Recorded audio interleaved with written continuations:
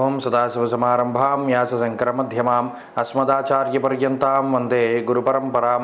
జ్యోతిషశాస్త్రాన్ని భావితరాల వారికి ప్రసాదించిన ఋషుల యొక్క పాదపద్మాలకి నమస్కారం చేసుకుంటూ, అలాగే నాకు ఈ జ్యోతిష విద్యను నేర్పిన గురువర్యులు జ్యోతిష బ్రహ్మ కీర్తిశేషులు శ్రీ ఈరంకి సూర్యనారాయణమూర్తి గారు, సూర్య శ్రీ దైవజ్ఞ గారి యొక్క పాదపద్మాలకి నమస్కారం చేసుకుంటూ, ఓం శ్రీ మహాగణాధిపతి నమః, శ్రీ గురుభ్యో నమః, హరి ఓం. వీక్షకులందరికీ నమస్కారం.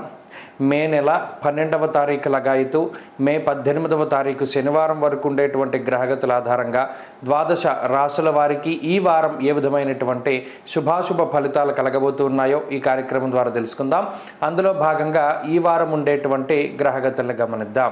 ఈ వారంలో 14వ తారీఖున రవిగ్రహం యొక్క మార్పు వృషభ రాశిలోకి జరుగుతూ ఉన్నది. రవిగురులు వృషభ రాశి యందు సంచారం చేస్తూ ఉండగా మేషరాశి యందు శుక్రబుధులు, అలాగే మీనరాశి యందు కుజరాహువుల యొక్క సంచారం ఉన్నది. కుంభరాశి యందు శనేశ్వరుడు, కన్యాకేతువు సంచారంలో ఉన్నారు.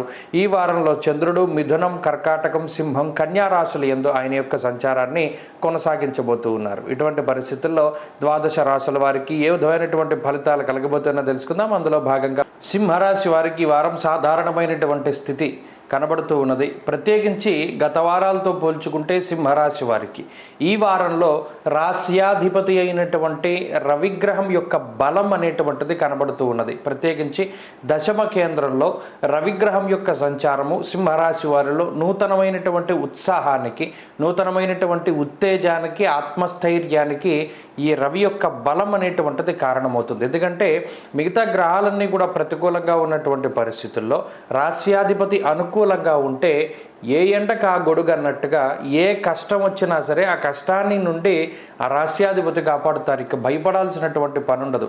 అష్టమంలో కుజరాహువులు సంచారం చేస్తూ ఉన్నా, గురుబలం లేకపోయినా, శనేశ్వరుడు సప్తమ స్థానంలో దిగ్బలయుక్తుడై అటు వైవాహిక జీవితంలోనూ దాంపత్య జీవితంలోనూ అలాగే కుటుంబంలోనూ చాలా రకాలైనటువంటి కలహాలు పెడుతూ ఉన్నా, ఉద్యోగపరంగా రకరకాలైనటువంటి బాధలు అనుభవిస్తూ ఉన్నా, చెప్పుకునేటువంటి అనేక రకాలైనటువంటి సమస్యల్ని దిగమింగుతూ ఏదో ఒక రోజు మంచి రోజు వస్తుంది అనేటువంటి ఉద్దేశంతో ముందుకు సాగుతూ ఉన్నటువంటి సింహరాశి వారికి ఈ రవి యొక్క మార్పు ఈ వారంలో ప్రత్యేకించి శుభ ఫలితాలని ఇస్తుంది.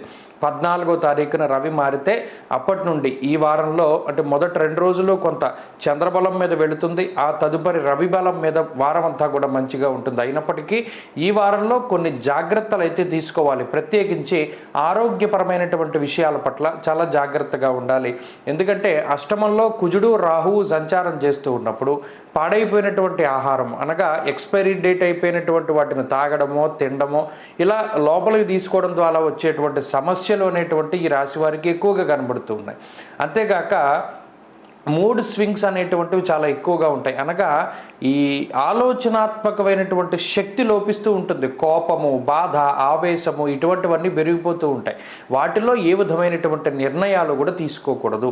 ప్రత్యేకించి ఈ వారంలో కొంత ఆరోగ్యం బాగుంటుంది, అయినప్పటికీ చాలా జాగ్రత్తగా ఉండాలి. ఎందుకంటే పాడు చేసేటువంటి గ్రహాలు ఎక్కువగా ఉన్నాయి. ఇక ఉద్యోగపరమైనటువంటి విషయాలలో దశమంలో రవి రాగానే ఉద్యోగంలో ఉండేటువంటి ఇబ్బందులు తగ్గుముఖం పడతాయి. అలాగే ఆర్థిక వ్యవస్థ మెరుగుపడుతూ ఉంటుంది. ఎందుకంటే చాలా విపరీతమైనటువంటి ఖర్చు గత 2 వారాల్లో సింహరాశి వారికి కనబడింది. ఈ వారంలో ఆ ఖర్చు తగ్గుతుంది. ఆదాయ మార్గాలు పెరిగేటువంటి అవకాశాలు ఉన్నాయి. వ్యాపార పరంగా గ్రహస్థితి చాలా సానుకూలంగా ఉంది. విద్యార్థులకి గ్రహగతులు మిశ్రమంగా ఉన్నాయి. స్త్రీలకు ప్రత్యేకించి ఈ రకమైనటువంటి ఫలితాలు అన్వయమయ్యేటువంటి పరిస్థితులు గోచరిస్తూ ఉన్నాయి. సింహరాశి వారి వారం మరింత అనుకూలమైనటువంటి ఫలితాలను సాధించడానికై సుబ్రహ్మణ్యేశ్వర స్వామి వారి యొక్క ఆరాధన చేస్తూ ఉండడం చెప్పదగినటువంటి సూచన.